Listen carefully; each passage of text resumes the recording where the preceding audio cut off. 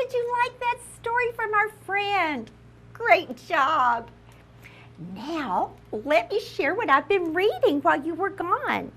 It's another new book from Anna Kemp and Sarah Ogilvy called Rhinos Don't Eat Pancakes. A rhino and pancakes? That's an unusual combination. But let me tell you about Daisy in our book. This is Daisy, and she feels like her parents never, ever listen to her. Do you ever feel that way? You do? Well, you might like to hear about Daisy. She has that problem too. It seems like if she wants to tell them something, it's not right now, dear, I'm on the phone. Or, yes, dear, I'm on the way to work. That's nice, dear. She thinks she could tell them her hair was on fire and they would say, it'll be fine, dear. What's a girl to do when her parents won't listen? So one day, when she was eating breakfast, here's Daisy, a purple rhino just strolls right into her kitchen. Stroll is a fancy word for just walking easily, just taking their time. And here comes the rhino. He loved pancakes. He took a chomp, and then he went right upstairs in Daisy's house. He starts trying to make himself at home. Daisy shows him where the bathroom is. He takes part of the clothes down out in the yard. He's trying to sit in the hall where he won't take up too much room. And Daisy thinks she better tell her parents about this rhino. But they didn't even notice. They're too busy. Until the pancakes ran out one day and Dad said, who ate all the pancakes? And Daisy told him, the rhino. And they just don't believe her. They say, oh, ha, ha, ha, ha, is a polar bear in the refrigerator? Ha, ha, you're so funny, Daisy. They just don't believe her. Well, the rhino is a little bit sad. He can understand how Daisy feels when her family won't pay attention to her. Because you see, he's a long way from home too.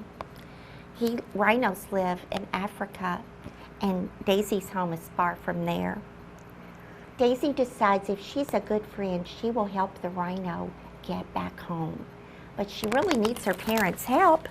How can she ever make them listen? One day, her parents thought, well, if she's seeing rhinos, let's take her to the zoo and she can see a real rhino. And when they got to the rhino cage, they saw a sign that said, missing big purple rhino, likes pancakes. Now would her parents pay attention? I think they got the idea finally. Will the rhino go back to the zoo now? Or remember his real wish of going back to his family in Africa? Can Daisy and her parents figure out how to make that happen? I can't tell you, but I will tell you it's a very exciting ending. And it's a little tearful for Daisy and the rhino because they have developed a good relationship. But sometimes when you love somebody, you want the best for them instead of the best for you. Now a book about a little girl with a wonderfully fancy name, Tallulah. I like to say that, Tallulah. Tallulah is going to dance camp in the summer, and she's so excited because she loves ballet. But the title is Tallulah's Tap Shoes. That doesn't seem to go together. You know, there are lots of kinds of dances. There's ballet, there's jive dancing, there's ballroom dancing, there's even dancing in the water. And Tallulah loves ballet class. She adores it. But when it's time for tap, she doesn't like it. And do you know why she doesn't like it? She thinks she's not very good at tap. Now at ballet, she's the star of the class. But in tap class, she would just rather forget it. Well, she meets a little girl, and they start to become friends, but then they have sort of some words about the dance class because Tallulah says ballet is best, and her friend Beckett says, how can you like ballet? Tap dancing is best. Your feet just make music. It's the best thing ever. And they kind of go, because they don't agree. And sometimes friends don't agree. Well, as the story goes on, Tallulah and Beckett come to discover that maybe they can help each other. They also learn that you don't have to be the best at everything for it to be fun. Maybe Tallulah can be the star of the ballet class and Beckett can be the star of the tap class. Maybe they can put their talents together. I think there's a fancy word for that called synergize, and they can work together and help each other become better at everything. Well, I can't tell you exactly what happens, but if you like dancing and you would like to learn more fancy words, there are a lot in here, and there are a lot of French words because ballet is a French dance. So all the words about ballet are French too, and fancy. I hope you'll enjoy reading this book with lots of fancy words. Now, have you figured out something that all the books had in common? All of them? Well, let's think. Izzy and Oscar, and then there was the little guy with his uncle.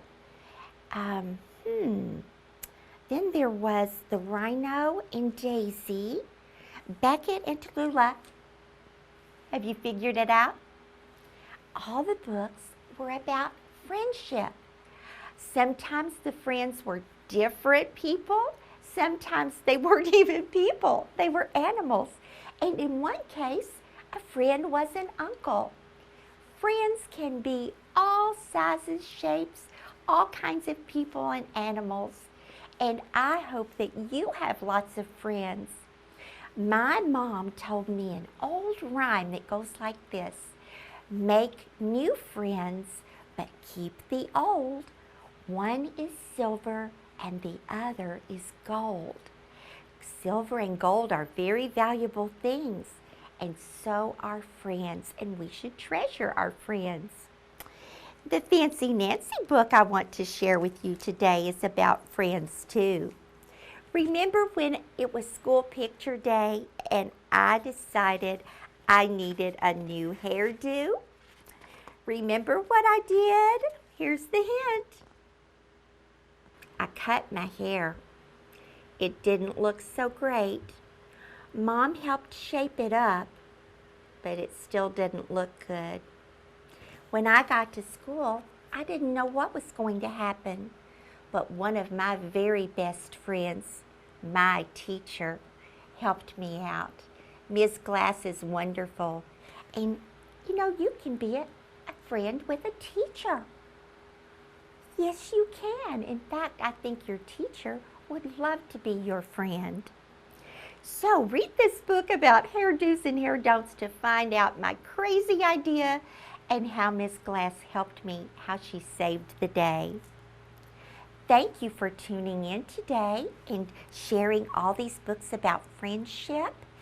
As always, these new books definitely have Fancy Nancy's stamp of approval. You can find them at your library or bookstore. And until the next time we meet, I hope you'll keep reading, and I'll be out there hunting and reading for some more new books to share with you. Thank you for coming today. Let me hear from you. I want to see an email or a letter in my mailbox, pictures, cards. I'd love to hear from you. Tell me what you'd like me to talk about on the book club. Until next time, au revoir.